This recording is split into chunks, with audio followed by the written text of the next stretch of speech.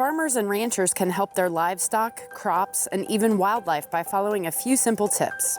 Here are some of those tips from a local farmer putting them into practice. My name is Ted Krauskoff. I'm rotational grazing. I'm custom grazing some cattle from a seed stock producer here on the farm.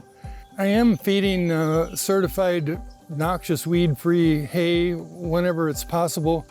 And how I manage that is I try to buy from a hay producer that'll show me the field before it's baled. There's typically some amount of seed from those weeds that we don't want in the hay. And I've actually rejected fields and said I don't want any hay from here, but I'll take it from a different location. Following that protocol helps me prevent the spread of invasive plants on the farm. Everything's connected to everything. So I haven't actually bought native plant seed to plant, but I'm managing that grazing in such a way to allow the latent seed that's in the seed bank on the farm, in the soil, to develop.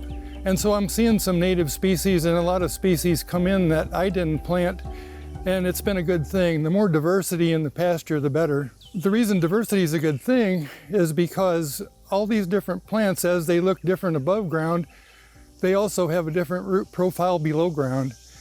And they'll bring up different nutrients, they'll help mineralize the soil. Some of the plants even have medicinal capabilities, so the cattle will graze when they need it. A monoculture is not ideal. Nature doesn't do anything as a monoculture, and so I'm trying to replicate nature with the pasture. Buffer zones on the farm here are along all the streams, and the value there is even a short distance, less than 100 feet of grass growing will clean the soil that's out of the runoff that's coming off the hills and other places and keep the stream cleaner.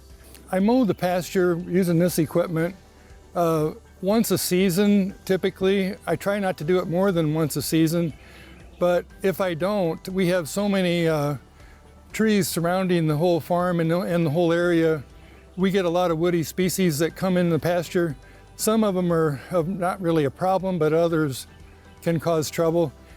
By keeping those at bay with the mower once a year, I'd rather do that than use chemicals. Most of the chemicals are broad spectrum, and I'd end up affecting plants that I want to save. I do use herbicides sometimes. I have a utility vehicle spot sprayer I can drive around and spray, and sometimes I spray fence rows and I spray woody species that are in places that I can't mow, and multiflora rows, that type of thing. I've lived here since 1966. However, it's just been since about 2010 that I've been doing this much grazing. Farmers and ranchers own over 60% of the land in Missouri and can help keep our state beautiful and healthy with a few simple decisions. Contact your local extension office or visit mdc.mo.gov for more information. This video was made in partnership with the U.S. Army Corps of Engineers, U.S. Fish and Wildlife Service, and the Missouri Department of Conservation.